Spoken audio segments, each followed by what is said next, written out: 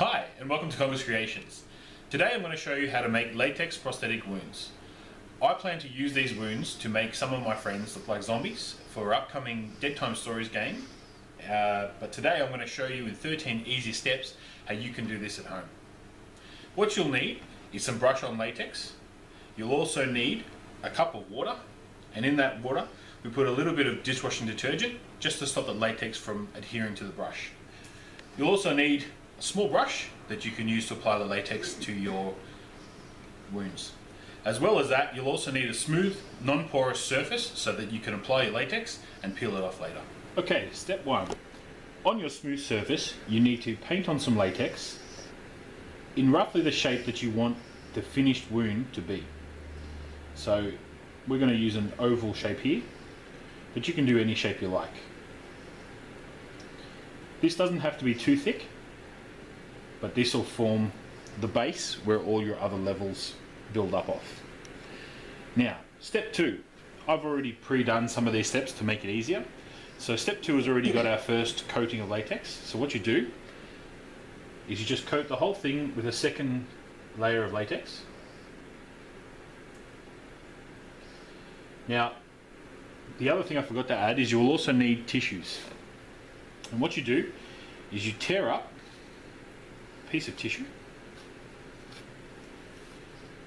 and you twist it into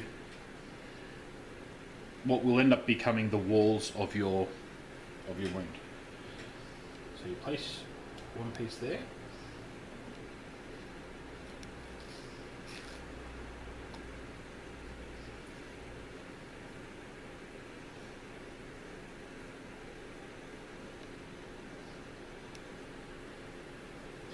now getting a bit more latex, you just give them a brush over,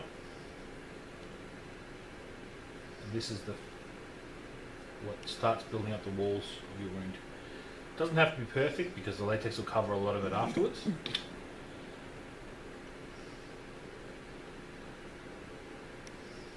But already you can see, once that's filled with makeup and fake blood, it becomes like a bit of a reservoir. So if you put the fake blood in there that's a little bit more fluid, it'll start leaking out over time, which is a really good effect. Now, step three, we've already got the tissue in there. So all we're really doing now is just building up the walls, giving up another coat. And this one's a good one to get on the inside as well, just to make sure that all the layers of the tissue is covered in latex.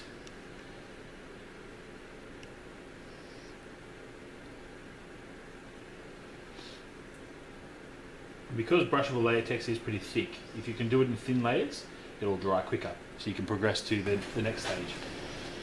Okay, so step number 4, we're just still building up the walls and just making sure that all of the tissue is fully covered. Now, from probably this stage onwards, you don't really want to put much more latex inside the wound cavity itself, just so that you can make the walls a little bit more higher and predominant.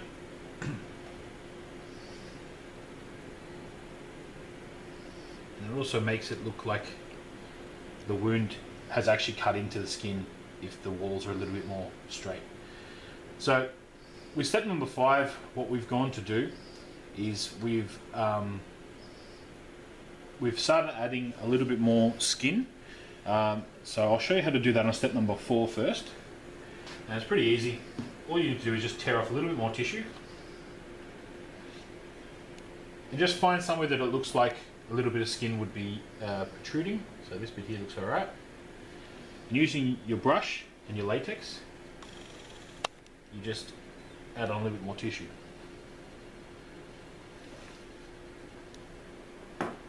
What you'll also need at this stage is just something to keep the latex, or the tissue rather, from adhering to the latex in the wound. So we just I'm using a little bit of leather at this stage just to keep it off the rest of it. You can take that off later when it dries and it won't stick to the rest of the wound. So what we'll do now is we just cover that there. So in step number 5, going over the flap of skin there,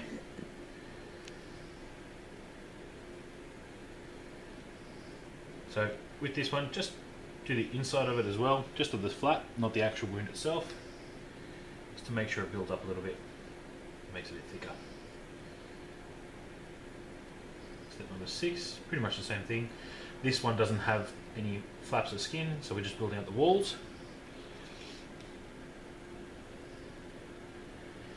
And what you want to do is just make sure that it's smooth from the wound, from the wound down to the skin area, and that gives you something to attach to your skin without any obvious signs that it's a prosthetic. Now, step number 7. So this one has a bit of a flap of skin over here, and as you can see on this one, the latex is starting to yellow. That's what happens when it starts curing, and it's a good sign that everything's going well when your latex starts becoming a nice yellow colour.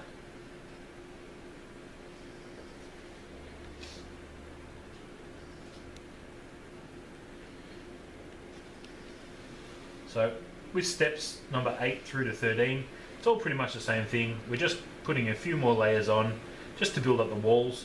At this point you can go another coat on the inside of the flaps of skin just to make sure they're nice and strong, so that when you actually adhere them to your skin, they're not going to fall off.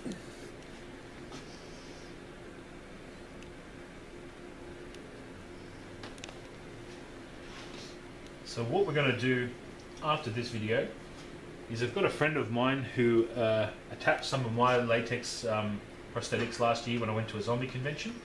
I'm going to get her to come in and show us how to attach the prosthetics, and also how to what makeup she uses to make sure that it looks realistic, so that you get the maximum effect from your latex wounds. And there you go. Number 13 is all done. So what you do then is, once you finish using latex, you put it in your water with the dishwashing solution so that you can get the latex off. And when it's all cured and it's all dry, using just your fingernails, you peel it off, and there you have a latex prosthetic. Now at this stage, you can choose to do one or two things. If there's any thin bits that look like they should be trimmed, you can get a pair of scissors and trim them off. Otherwise, like this one here, looks pretty good. You can leave it as is and it's ready to go.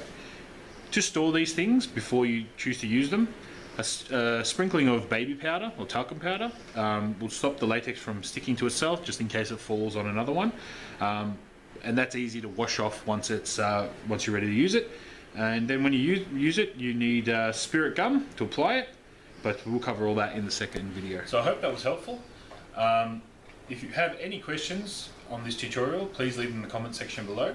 If you found this tutorial being helpful, please subscribe to my channel. And if you have any suggestions for other things you'd like me to do a tutorial on, leave a comment below and I will see what I can do.